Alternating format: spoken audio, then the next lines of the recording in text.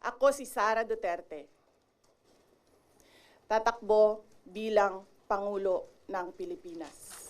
Sa maagang deklarasyon ni Vice President Sara Duterte para tumakbong presidente, nabuo ang iba't ibang senaryo na posibleng mga kandidato at tambalan sa eleksyon 2028 at lumutang na ngayon ang pangalan ni dating Vice President Leni Robredo. Ako, as far as I'm concerned, the strongest candidate na may chance to beat the Vice President Sara is Vice President Leni. Ano to, sir?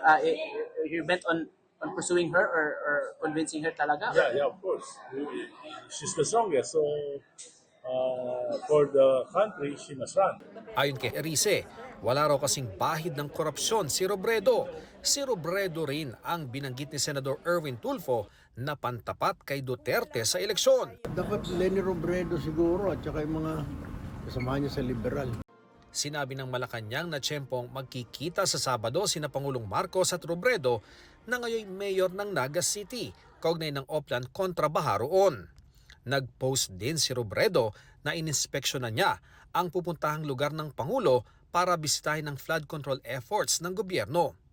Tanong kay Palace Press Officer Claire Castro, may pag-uusapan pa bang iba ang Pangulo at si Robredo?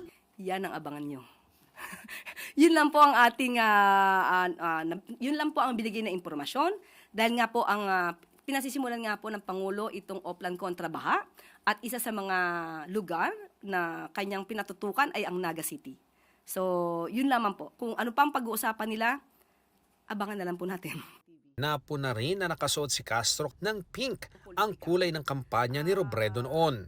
Nice. That signals na nililigawan talaga ng administrasyon si dating Vice President Leni Robredo. Ikaw naman, nagsuot lang ako ng pink pero naagad mali siya. Wala po. Matatandaang noong Oktubre 2024, nagkaharap na rin sina Marcos at Robredo sa inaugurasyon ng Sorsogon Sports Arena. Tinawag pa ito ni Pangulong Marcos na political reconciliation matapos maging magkatunggali noong eleksyon 2022.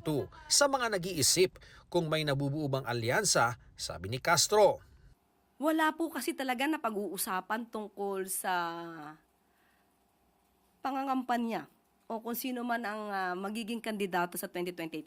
Hindi pa po kasi panahon ngayon, napakaaga po pa kasi.